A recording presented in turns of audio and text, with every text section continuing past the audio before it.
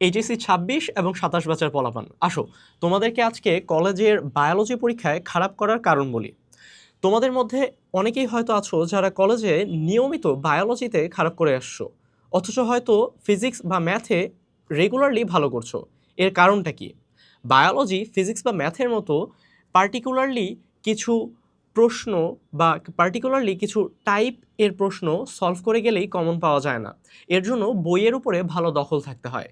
কিন্তু সমস্যাটা হচ্ছে যে বায়োলজি বইটা এতই বড় যে এ টু জেড পড়া আমাদের কারো পক্ষেই পসিবল হয় না। তাহলে কি করা যায়?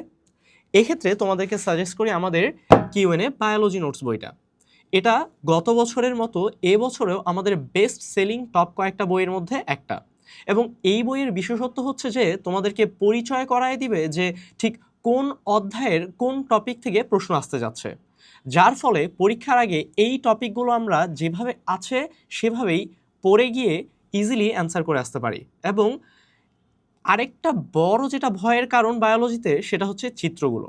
আমরা জানি না যে ঠিক বইয়ের কোন চিত্রগুলো আমাদের জন্য প্রয়োজন এবং কোন চিত্রগুলো সিকিউয়ে আমাদেরকে অ্যাড করতে হবে।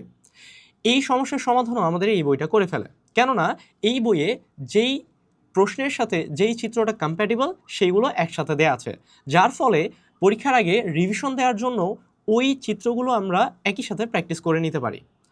এবং এইখানে অধ্যায় ভিত্তিকভাবে টপিকগুলো এমনভাবে সাজানো যে আমি এটুকু এনশিওর করতে পারি যে তোমরা এইচএসসিতে 85 to 90% কমন পেতে যাচ্ছ।